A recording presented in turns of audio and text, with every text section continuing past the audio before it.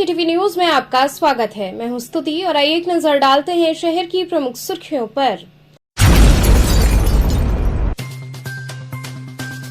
राष्ट्र के अमरवीर योद्धाओं की स्मृति में गंगा सेवा निधि द्वारा संपूर्ण कार्तिक मास जलाए जाने वाले आकाश दीप कार्यक्रम की हुई शुरुआत।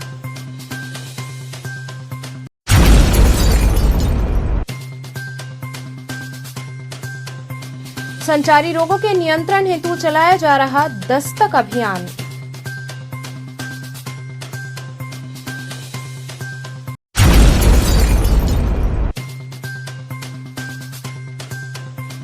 बीएचयू आयुर्वेद संकाय के छात्रों ने धरने के अंतर्गत निकाला कैंडल मार्च।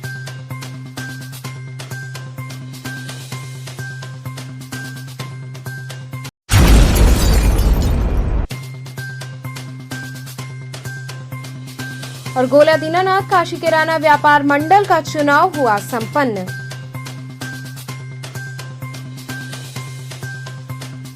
और अब खबरें विस्तार से। राष्ट्र के अमरवीर योद्धाओं की स्मृति में गंगा सेवा निधि द्वारा संपूर्ण कार्तिक मास जलाए जाने वाले आकाशदीप कार्यक्रम की शुरुआत की गई। 2 दशकों से भी ज्यादा समय से राष्ट्र के अमरवीर योद्धाओं की स्मृति में गंगा सेवा निधि द्वारा संपूर्ण कार्तिक मास जलाए जाने वाले आकाशदीप कार्यक्रम का इस वर्ष भी शुभारंभ हुआ। 23 वर्ष पूर्व अर्थात 1999 कारगिल युद्ध विजय के उपलक्ष्य में गंगा सेवा निधि द्वारा अमर शहीदों के पुण्य स्मृति में आकाशदीप संकल्प का विस्तारीकरण एवं राष्ट्रीय रूप दिया था। काशी में सदियों से गंगा घाटों पर अपने पूर्वजों की स्मृति में उनके स्वर्गलोक की यात्रा के मार्ग को अवलोकित करने के लिए आकाशदीप जलाने की परंपरा रही है। इसके साथ ही आकाशदीप से जुड़े कथानकों में ऐसी मान्यता है कि महाभारत युद्ध में प्राण विसर्जित करने वाले वीरों की स्मृतियों में भीष्म ने कार्तिक मास में दीप मालिकाओं से उन्हें संतर्पण दिया था। इसके साथ ही भारत की आजादी, स्वाधीनता, स्वतंत्रता के 75 साल के महोत्सव में भारत की अतीत के स्मृतियों को इस दीप के माध्यम से नमन किया गया। आकाशदीप कार्यक्रम का प्रारंभ सोमवार की शाम दशाश्वमेध घाट पर हुआ। कार्यक्रम का प्रारंभ गणपति वंदना व देशभक्ति गीत से हुआ। गंगा सेवा निधि के संस्थापक स्मृति शेष पंडित सत्येंद्र मिश्र को श्रद्धासुमन अर्पित किया गया। इस अवसर पर गंगा सेवा निधि के कोषाध्यक्ष आशीष तिवारी ने अमरवीरों को नमन करते हुए एवं अतिथि वृंद का स्वागत किया। संस्था द्वारा आज देश के अमरवीर योद्धाओं की स्मृति में आकाशदीप प्रज्वलित किए गए। इस अवसर पर कार्यक्रम में मुख्य रूप से उपस्थित एयर कमांडेंट अनुज गुप्ता का स्वागत सुशांत मिश्र ने किया। अति विशिष्ट अतिथि के रूप में उपस्थित कमांडेंट मनोज कुमार शर्मा का स्वागत आशीष तिवारी, इंदुशेखर शर्मा, कमांडेंट अनिल कुमार वृक्ष का स्वागत पंकज अग्रवाल द्वारा किया गया। वहीं सांस्कृतिक कार्यक्रम में प्रोफेसर रेवती साकलकर ने प्रस्तुति देकर शहीदों को नमन किया। इस कार्यक्रम में मुख्य रूप से हनुमान यादव, सुरजीत इत्यादि लोग उपस्थित रहे। और तमाम सेना अधिकारी हैं और या पुलिस के जवान हैं या तमाम जो रहते हैं वो जो कार्य करते हैं और हम लोग यहाँ बैठते हैं और उनकी सहायता करना चाहिए क्योंकि ऐसा कार्य करते हैं कि एक अलग ही उनका स्वरूप होता है और वो देश के लिए मर मिटते हैं और कार्य करते हैं। आज उनके लिए हम लोग दीपक दान कर रहे हैं, दीपक रोशनी की व्यवस्था किए हुए हैं कि उनके तक पहुँचे, उनकी आत्मा को शांति मिले और इसमें हमको सबको बढ़ चढ़ के भाग लेना चाहिए। ये पहला कर्तव्य है हम लोगों का कि उनके लिए करना चाहिए, उनको मनोबल बढ़ाना चाहिए। जो आज देखा जाए कोई लेह में है, कोई लद्दाख में है, तो कोई कहीं देखा जाए तो कोई कश्मीर में है, सभी लोग हैं मगर देखा जाए उनके लिए जो मिट्टी, चाहे वो बनारस की मिट्टी हो चाहे शहर की मिट्टी हो, एक ही समान होती है। यहाँ बैठे हुए सम्मानित सभी सदस्यगणों के लिए मैं मां से प्रार्थना करता हूँ। आगे मिल रहा है। जब मैं पिछली बार यहाँ पर आया था तो आकाशदीप को देखकर मन एकदम प्रफुल्लित हो गया था, क्योंकि काशी ही एक ऐसी नगरी है कि जहाँ इस तरीके का अनूठा और अनुपम दृश्य उन आत्माओं के लिए जिन्होंने अपना सर्वस्व देश के लिए न्यौछावर कर दिया। अपने आप को बड़ा धन्य मानते कि जिन्होंने इस देश के लिए अपना सब कुछ न्यौछावर किया। आज हम उनको एक दीप जलाकर उनके लिए भी, उनके परिवार के लिए भी और उनके समाज के लिए हम आज उनको भगवान विश्वनाथ जी से और माँ गंगा से प्रार्थना करते हैं कि उनके घर में हमेशा सुख और शांति और ऐसे ही उनके घर में वीर और सपूत हमारे बीच में रहते हैं। माता जी से सुनते थे कि वो हर सुबह जाके कार्तिक मास के पहले दिन से और पूरे कार्तिक मास में सुबह सुबह जाके हमारी माँ दीपक जलाने जाती थी मंदिर में। तब हमें इतना समझ नहीं आता था कि इसका क्या महत्व है, और लेकिन बनारस आने के बाद मैंने खुद पहली बार ऐसा कुछ किया है और मेरा वही लग रहा है, मुझे भी ऐसा है, उम्मीद है कि बाकी सबके साथ भी जो बनारस में आए हैं मेरे साथ ही NDRF के, GTC के, पुलिस के, जो भी यहाँ पहली बार आए हैं, उन्होंने पहली बार ही ऐसा अनुभव किया होगा कि आकाशदीप कार्यक्रम कुछ होता है। भाई जरा हिलाइएगा वो वीडियो धीरे धीरे। हाँ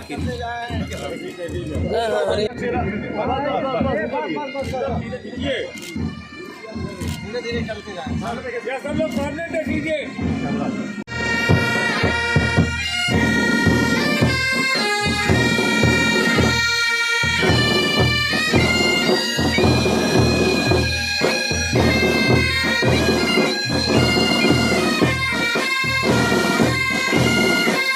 देखिए, हर वर्ष की भांति इस वर्ष भी गंगा सेवा निधि द्वारा पूरे कार्तिक महीने में जो हमारे देश में हमारे राष्ट्र के हित में जो बलिदान दिए हैं उन सभी लोगों की पवित्र स्मृति में आकाशदीप पूरा कार्तिक महीना जलाया जाता है। उसी का आज शुभारंभ है, जिसका समापन देव दीपावली वाले दिन यहाँ पे इंडिया गेट के अनुकृति के सम्मुख रीत चढ़ा करके होगा। ये कार्यक्रम के माध्यम से कि एक दीपक की एक ज्योत के उससे जो भी शहीद हुए हैं उनकी जो शिवलोक की यात्रा होती है, उस यात्रा को आलोकित करने के लिए जो दीप जलाए जाते हैं उसे आकाशदीप कहते हैं। और ये आकाशदीप एक संदेश देते हैं कि एक दीप के माध्यम से, एक ज्योति के माध्यम से हम सभी लोग अंधकार से प्रकाश की ओर बढ़ें। आज का कार्यक्रम बहुत ही शानदार था, बहुत ही भव्य था और मन में एक तरह से पेट्रियाटिज़म की फीलिंग परिपूर्ण थी। और मैं चाहती हूँ कि ऐसे कार्यक्रम ज़रूर होने चाहिए कि ताकि हमारी आने वाली पीढ़ी इसको संभाले। और मुझे लगता है विश्व में एक हमारा ही भारत एक ऐसा देश है जो इस तरह के त्यौहार मनाता है अपने शहीदों के लिए। और रेवती जी के सुरों की झनकार से तो हम मन और प्रफुल्लित हो गया, बहुत भावपूर्ण हो गया कि भाई हमारे शहीदों ने जो हमारे लिए किया हम उसको हमेशा याद रखें, कभी भूलें नहीं कि इस पावन धरती को में जिसमें हम सांस ले रहे हैं वो उन्हीं की वजह से है। संचारी रोगों के नियंत्रण हेतु दस्तक अभियान चलाया जा रहा है। संचारी रोगों के नियंत्रण के लिए जिले में दस्तक अभियान चलाया जा रहा है। अभियान के तहत फ्रंटलाइन वर्कर घर घर जाकर संक्रामक रोगों जैसे डेंगू, मलेरिया, टीबी आदि से पीड़ित मरीजों को चिन्हित करने के साथ ही लोगों को वेक्टर जनित बीमारियों से बचाव एवं साफ सफाई के महत्व के बारे में जागरूक करेंगे। वहीं इस संदर्भ में मुख्य चिकित्सा अधिकारी डॉक्टर संदीप चौधरी ने विस्तार से जानकारी दी। सर, एक नई पहल स्वास्थ्य विभाग द्वारा की गई है बनारस में, क्या है वो? संचारी रोग अभियान जो हमारा 1 तारीख से चालू है और 7 तारीख से दस्तक प्रोग्राम है। इस बार हमारे जिलाधिकारी महोदय के निर्देश के अनुसार हर एक विभाग को जो कार्य आवंटित है उसका टास्क डिसाइड किया गया है कि कितना पंचायत राज अपना कर्मचारी को लगाएंगे, कितना नगर निगम लगाएंगे, प्रतिदिन वो क्या काम करेंगे और उसका एक पूरा वर्कअप डिसाइडेड है। जैसे बेसिक शिक्षा को अगर स्कूल के बारे में से बच्चों को जागरूकता तो कितनी प्रभात फेरी निकलेगी, कितना इस पर संचारी रोग संबंधित क्विज़ होगा, उस क्विज़ में पुरस्कार भी दिया गया है। और बच्चे घर जाकर अपने परिवार से क्या करके आएंगे उस पर भी है। तो एक प्रैक्टिकल कार्य टास्क फोर्स जैसा डिसाइड किया गया है, उस तरह से ये कार्य है। जैसे नगर निगम को कितने एम्प्लॉय लगाएंगे, कितनी प्रतिदिन वो एरिया साफ़ करेंगे, कूड़ा कितना निकलेगा और कितनी फॉगिंग करेंगे, कितने एम्प्लॉय फॉगिंग पर है, कितने एंटी लार्वा इसमें। तो हर एक विभाग का अलग अलग टास्क डिसाइड है और टास्क के अकॉर्डिंगली ही हर विभाग को कार्य करना पड़ रहा है। हर विभाग उस कार्य में अपने लगे भी हैं और नियमित रूप से उसका मॉनिटरिंग भी हो रही है हमारी, और इस पर अंत में हम उसका रिज़ल्ट देखते हैं कि पिछली बार से इस बार में संचारी में कितना अच्छा रिजल्ट आता है। सर, एक दस्तक अभियान की शुरुआत की गई है स्वास्थ्य विभाग द्वारा, या पूरा दस्तक अभियान किस तरह कार्य करेगा, कैसे लोगों तक पहुँचेगा? दस्तक अभियान 7 तारीख से हमारा है और हमारी आशा के द्वारा घर घर जाकर 5 बीमारी बारे में चिन्हित करना, जैसे ILI, ट्यूबरकुलोसिस, बच्चों कुपोषित बच्चे, बुखार के और किसी प्रकार से मच्छर जनित बीमारियों के बारे में प्रचार प्रसार, और पूरे एक परिवार को सैनिटाइज करना है। ये हमारी आशा के माध्यम से पूरा हो रहा है और अंत में हम उसे इस दृष्टिकोण से भी देखें। इसके लिए हमारा दस्तक अभियान, संचारी रोग अभियान में हमारा प्रचार प्रसार के माध्यम भी हमने इस बार बढ़ाए हैं। जैसे कि हमारे 16 जगह होर्डिंग लगा रखी है, आप देखें, और PA सिस्टम से नगर निगम के द्वारा 55 जगह पे ये अनाउंसमेंट्स भी हो रहे हैं। 24 जगह अर्बन PSC CSCs पर भी अनाउंसमेंट्स हो रहे हैं और 80 जगह ब्लॉक्स में हो रहे हैं। और हमारा LED डिस्प्ले भी हो रहा है 16 जगह पर। साथ साथ हमारा जो मास डिस्प्ले बोर्ड है वो भी हमारा हो रहा है, और सारे ऑडियो चैनल्स जितने हमारे FM, रेड FM से लेके हमारे रेडियो मिर्ची, बिग FM और रेडियो सिटी, चारों पे हमारा लगातार प्रचार प्रसार भी हो रहा है। हम सिनेमा घर में भी इसको अपनी छोटी शॉर्ट फिल्म्स दिखा रहे हैं। इस पर विशेष व्यापक हमारा प्रचार प्रसार इस पर हो रहा है कि लोग दस्तक के बारे में संचारी रोग के बारे में जानें और हमें सहयोग करें। मैं आपके माध्यम से यही कहूँगा कि हर व्यक्ति इस पर जागरूक हो और हमें सहयोग करे, जैसे कि इस संचारी अभियान को हम अच्छी तरह से सफल। BHU आयुर्वेद संकाय के छात्रों ने धरने के अंतर्गत कैंडल मार्च निकाला। काशी हिंदू विश्वविद्यालय स्थित आयुर्वेद संकाय के छात्रों का आक्रोश दिन प्रतिदिन बढ़ता जा रहा है। बता दें कि आयुर्वेद संकाय के छात्र पिछले 4 दिनों से कुलपति आवास के बाहर अनिश्चितकालीन धरने पर बैठे हुए हैं। छात्रों का कहना है कि कुलपति प्रतिदिन आवास आते हैं और जाते हैं। हम लोग खुले आसमान में अपनी उचित मांगों को लेकर अनिश्चितकालीन धरने पर बैठे हैं, परंतु उनको हम लोग दिखाई नहीं दे रहे हैं। छात्रों का कहना है कि कुलपति जल्द से जल्द हम लोगों की मांगों को मान ले, नहीं तो हम लोगों का धरना ऐसे ही चलता रहेगा। पिछले कई वर्षों से हम लोगों को बरगलाया जा रहा था, परंतु हम लोग हर बार इनकी बात मान लेते थे और धरना समाप्त कर देते थे, परंतु अब ऐसा नहीं होगा। वहीं आयुर्वेद संकाय के छात्रों ने कुलपति आवास से लेकर BHU सिंहद्वार तक कैंडल मार्च निकाला, जिसमें सैकड़ों की संख्या में छात्र सम्मिलित रहे। वहीं छात्रों का कहना है कि हम लोगों का धरना समाप्त कराने के लिए विभिन्न प्रकार से प्रताड़ित भी किया जा रहा है।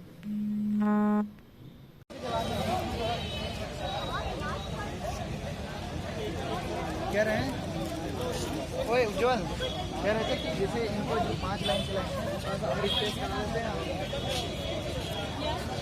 साल का स्पेस करके 1-2 कम लाइन कर देते हैं ना, लंबी लाइन हो जाती है और छोटी लाइन लगेगी।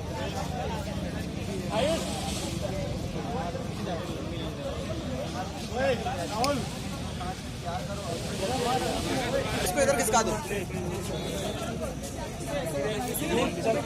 चलेगा नहीं तो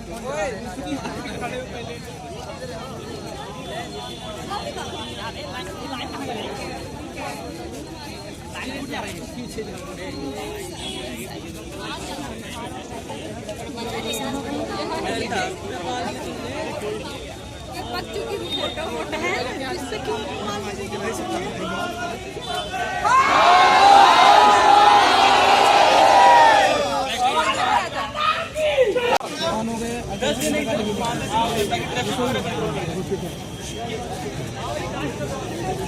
जल्दी चलो।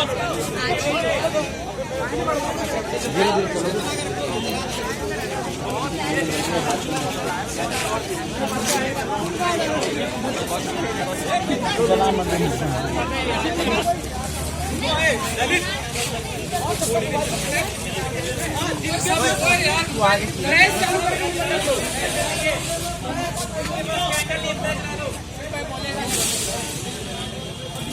डिस्टेंस बना लो भाई, 1.5 दो हाँ।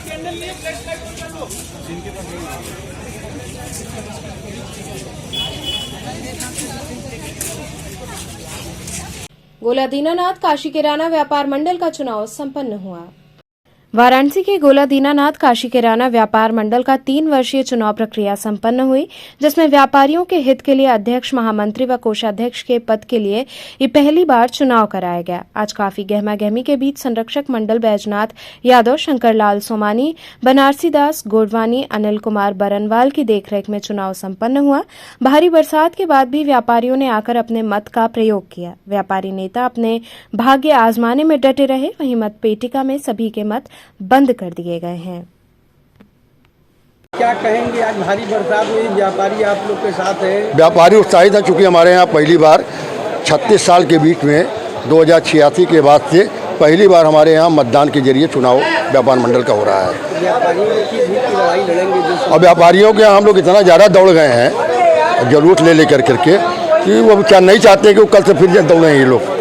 देखिए, सच तो ये है कि अभी तक हमारे यहाँ जो चुनाव हुआ करता था बस ऐसा ही जन समर्थन के साथ हो जाता था, लेकिन इस बार चुनाव की नौबत आई और चुनाव थोपा गया, तो हम सब डट करके चुनाव लड़ रहे हैं। और जनता जो यहाँ की है, जनता से तात्पर्य हमारे जो यहाँ के दुकानदार हैं वो बड़े उत्सुक हैं, एक बार इस टाइप का भी देखा जाए और वह जानते हैं कि कौन काम कर सकता है और कौन काम कर रहा है और पिछला किसका क्या रिकॉर्ड था।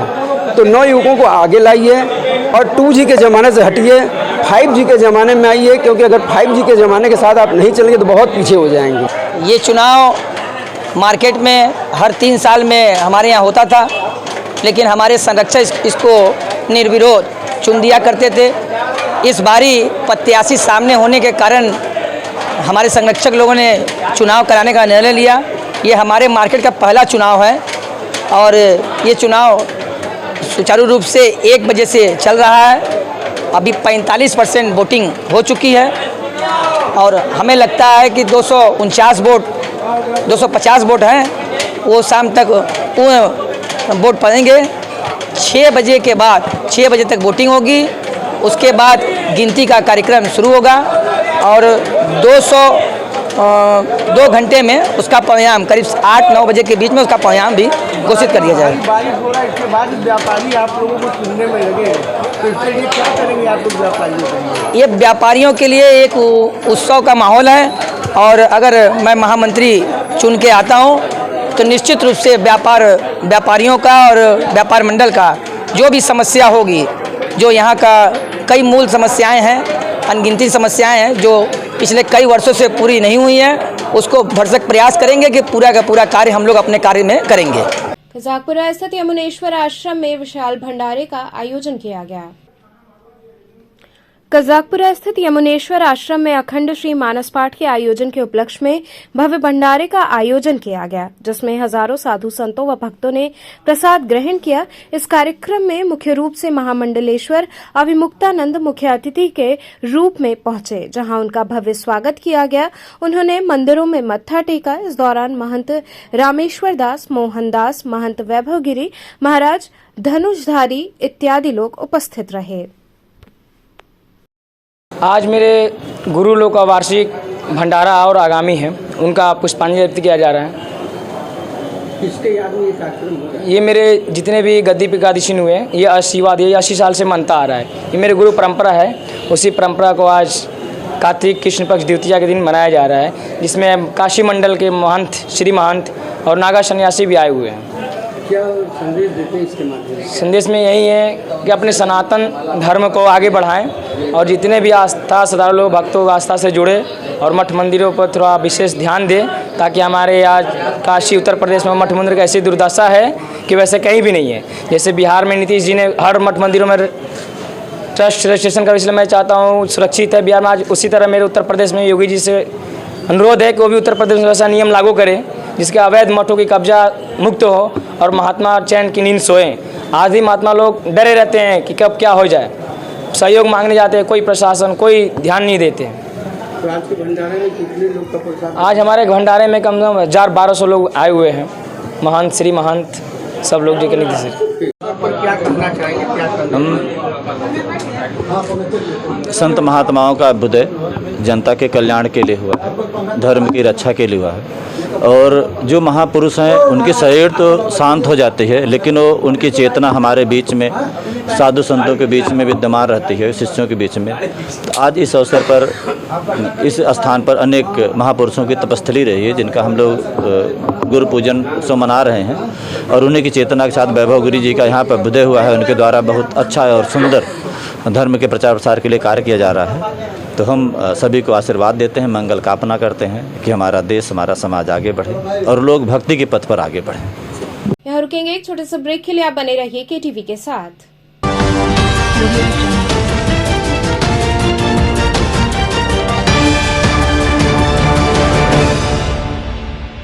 खबरों से जुड़े रहने के लिए हमारे चैनल KTV वाराणसी को सब्सक्राइब करें और लेटेस्ट अपडेट्स के लिए बेल आइकन को प्रेस करें।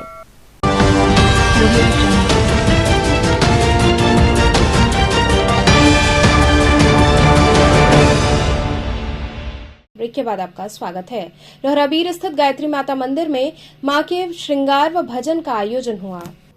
लोहराबीर स्थित गायत्री माता मंदिर में शरद पूर्णिमा के पावन अवसर पर मां गायत्री का भव्य श्रृंगार, पूजन, हवन, भजन का आयोजन हुआ। पंडित राकेश पांडे ने माता की भव्य आरती की, साथ ही भक्तों में प्रसाद वितरण किया गया। अजय अजनबी, विजय बागी, शांभवी मांडवी सहित दर्जनों कलाकारों ने मां के चरणों में अपनी प्रस्तुति समर्पित की। भाजपा संस्कृति प्रकोष्ठ के संयोजक गीतकार कन्हैया दुबे सहित कलाकारों का स्वागत पंडित शंभुनाथ चतुर्वेदी ने चुनरी, प्रसाद, माल्यार्पण से किया। संचालन राणा सिंह ने किया। इस अवसर पर कलाकारों ने एक से बढ़कर एक कार्यक्रम प्रस्तुत कर मां के चरणों में शीश नवाया।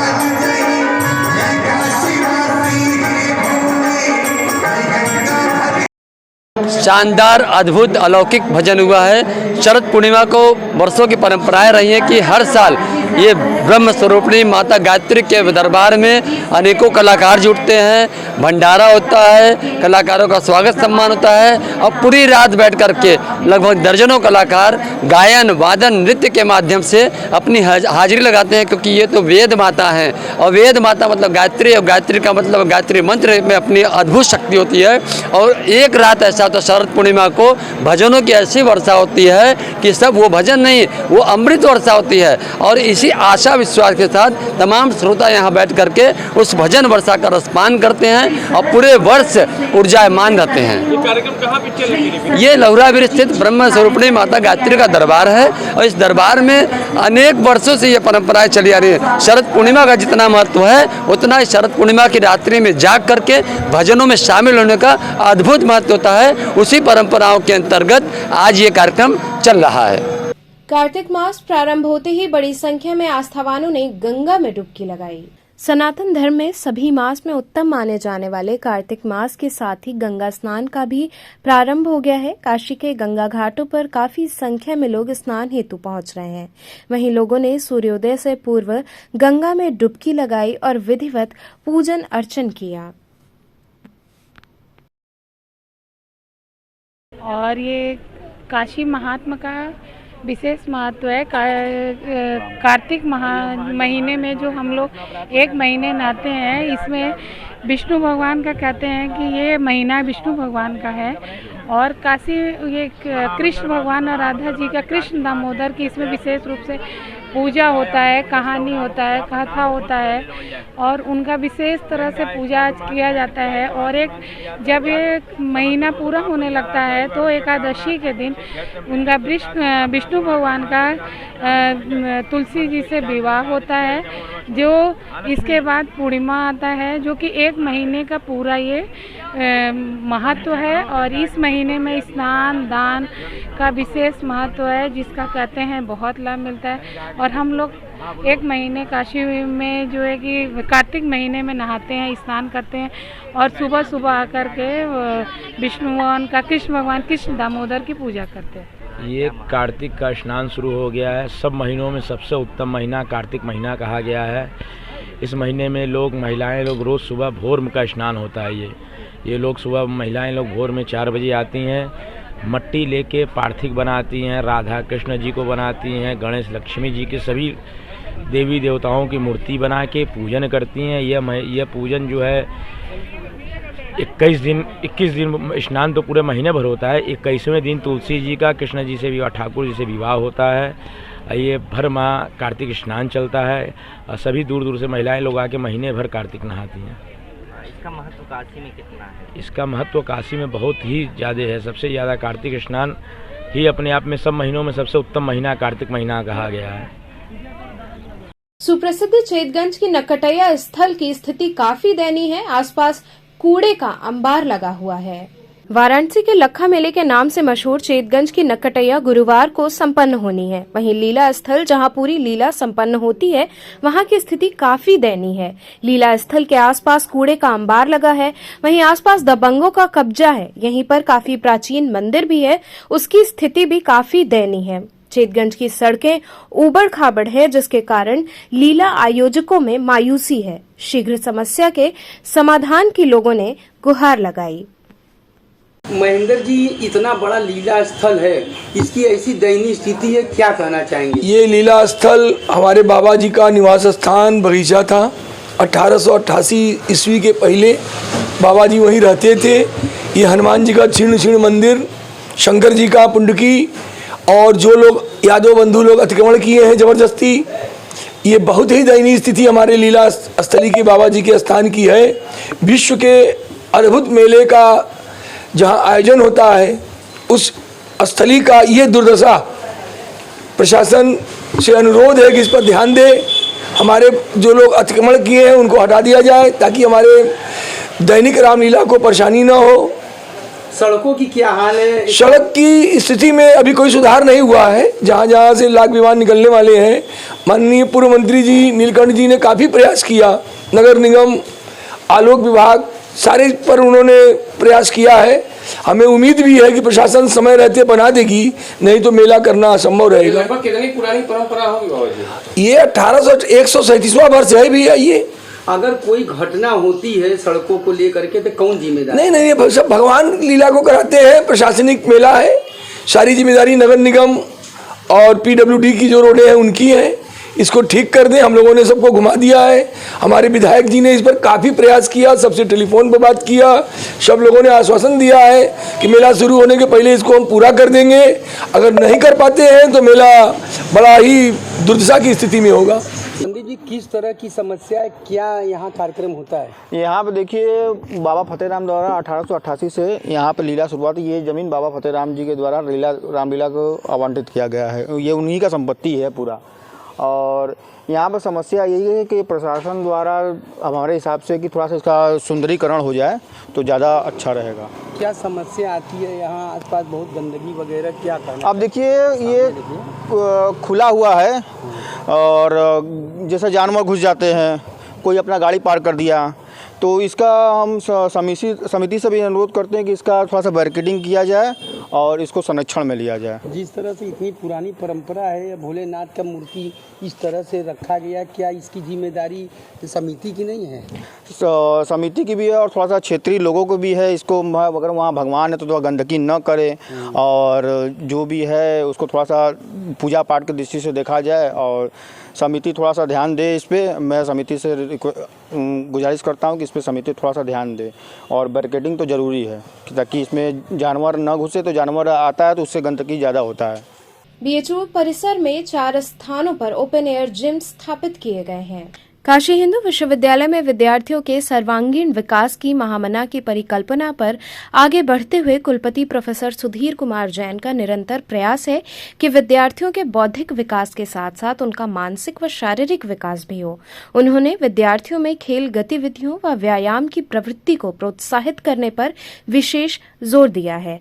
इसी क्रम में छात्र छात्राओं एवं कर्मचारियों को खेलों की तरफ आकर्षित करने के लिए परिसर में विश्वविद्यालय क्रीड़ा परिषद तथा संकायों के विभिन्न एथलेटिक्स एसोसिएशन के माध्यम से खेल सुविधाओं का विकास किया जा रहा है। परिसर में सड़कों के समानांतर 4 जगहों पर ओपन एयर जिम स्थापित किए गए हैं। विश्वविद्यालय क्रीड़ा परिषद के उपाध्यक्ष प्रोफेसर दिनेश चंद्र राय ने बताया कि सड़कों के समानांतर मशीनों के व्यवस्थापन से लोगों को, छात्र छात्राओं एवं कर्मचारियों की व्यायाम के प्रति रुचि बढ़ेगी तथा वे बेहिचक दिन या रात कभी भी इनका प्रयोग कर सकेंगे। उन्होंने बताया कि स्वास्थ्य का बीजारोपण छात्र जीवन में हो जाने के बाद विश्वविद्यालय के छात्र आजीवन इसे करते रहेंगे तथा स्वयं को स्वस्थ रख पाएंगे। विश्वविद्यालय क्रीड़ा परिषद के महासचिव प्रोफेसर अभिमन्यु सिंह ने बताया कि परिसर में एक वृहद कार्य योजना के माध्यम से कुलपति के दिशा निर्देशन में अपेक्षित खेल वातावरण का निर्माण किया जा रहा है।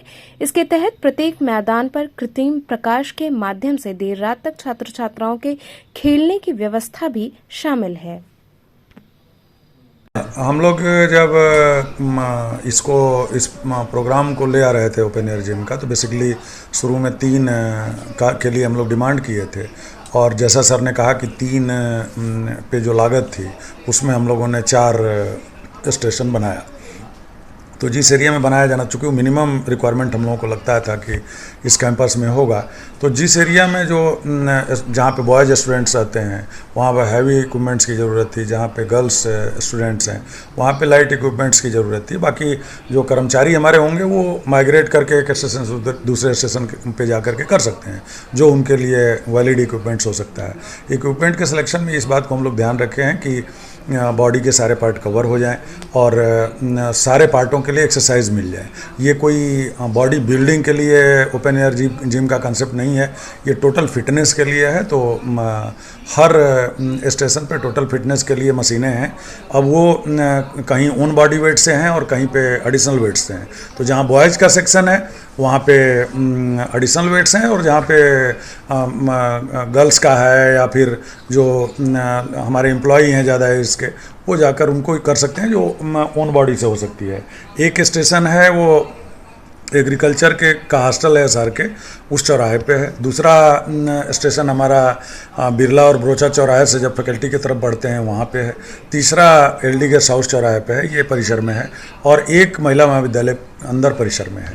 सर एक चीज़ और, जैसे सुबह के टाइम में काफ़ी लोड रहेगा 5 से 6 7 के बीच, हो सकता है कि लोग वहाँ पे इंतज़ार करें कि अब मेरी बारी आएगी, तो उसको कैसे मैनेज किया जाए? नहीं, वो लोगों को हम लोग संदेश ये दे रहे हैं कि एक कोई कर रहा है तो उसका इंतजार करें, और करके उतरेगा तो तुरंत तो नहीं करेगा, वो थोड़ा रेस करके ही करेगा, तो उसको करना चाहिए। दूसरा कि जब यूज़ करने लगेगा लगातार बेसिस पे तो उसको आइडिया हो जाएगा कि कौन सा टाइट टाइम है और कौन सा रिलैक्स है। रोड पे लगाने का पर्पज़ ये था कि वो फ्री कभी भी आकर के यूज कर सके, तो उसको लगता है कि उस टाइम अगर कुछ ज़्यादा टफ है तो बाकी के जो खाली टाइम है उसमें जा करके उसको ऑप्ट कर सकता है और कर सकता है। तो अभी लोगों को आपस में जो कर रहे हैं उनके साथ समन्वय बना करके भाईचारे के साथ उस मशीन का उपयोग करें और ज़्यादा से ज़्यादा लाभ उठाएं, ये हम लोगों की।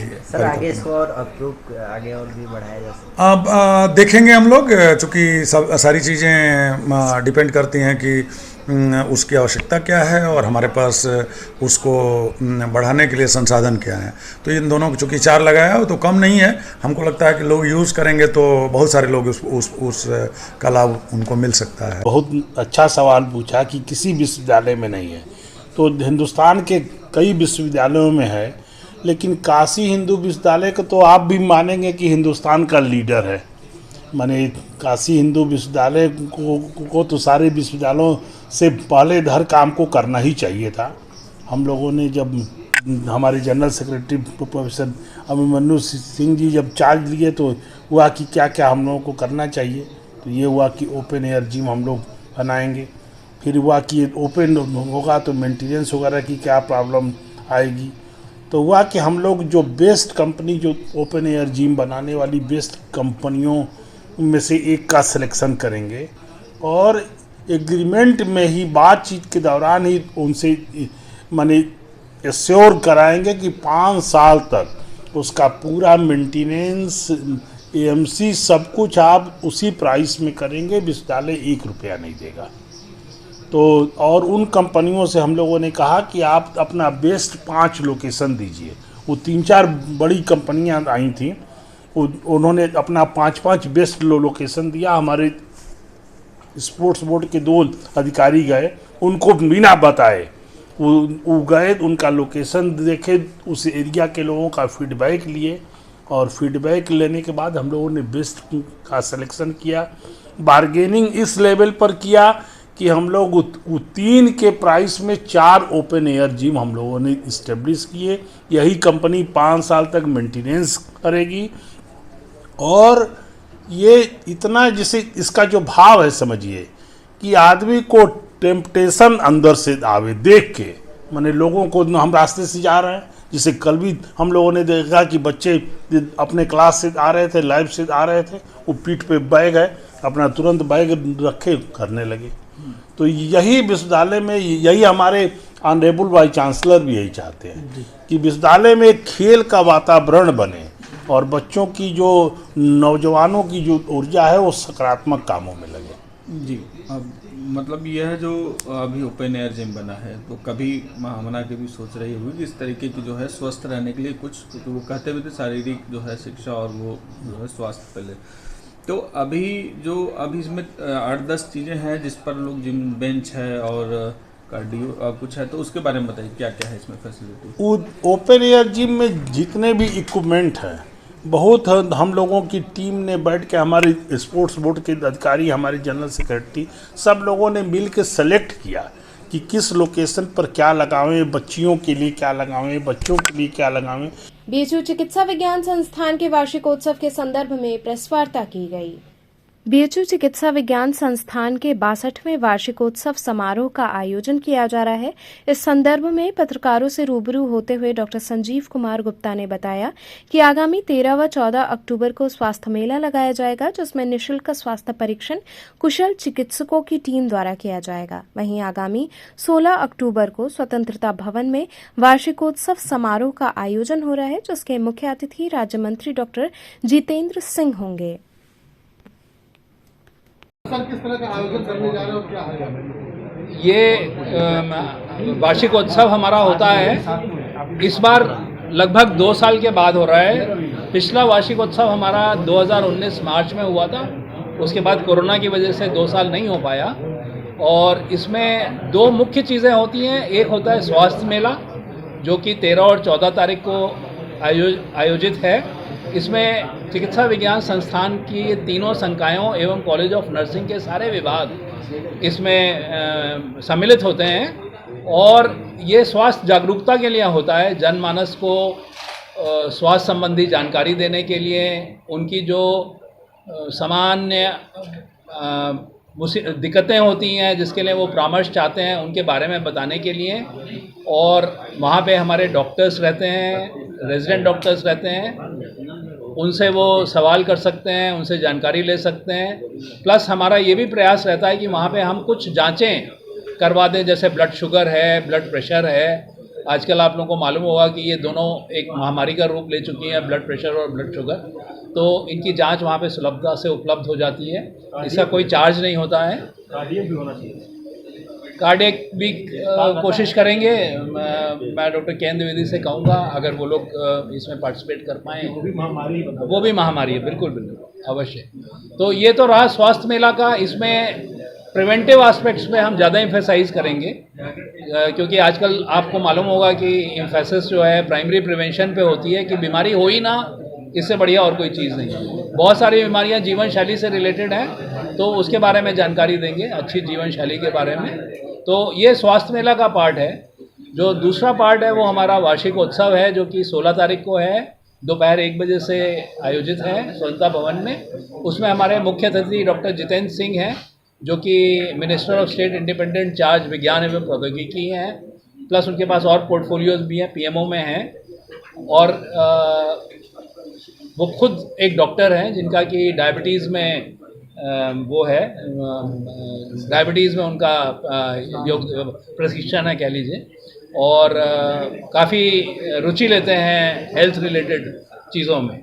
तो चलते चलते पुनः एक नजर डालते हैं शहर की प्रमुख सुर्खियों पर।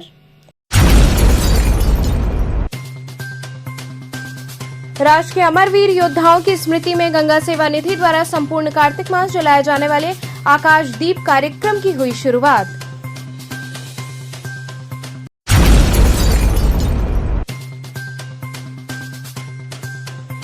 संचारी रोगों के नियंत्रण हेतु चलाया जा रहा दस्तक अभियान।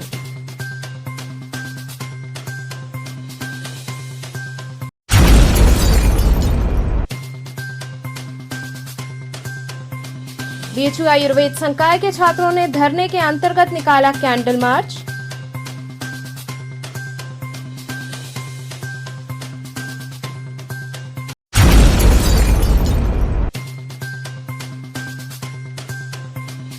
और गोला दीनानाथ काशी किराना व्यापार मंडल का चुनाव हुआ संपन्न।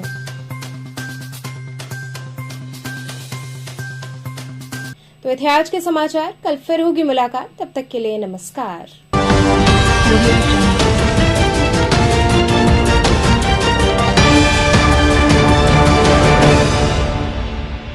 खबरों से जुड़े रहने के लिए हमारे चैनल KTV वाराणसी को सब्सक्राइब करें और लेटेस्ट अपडेट्स के लिए बेल आइकन को प्रेस करें।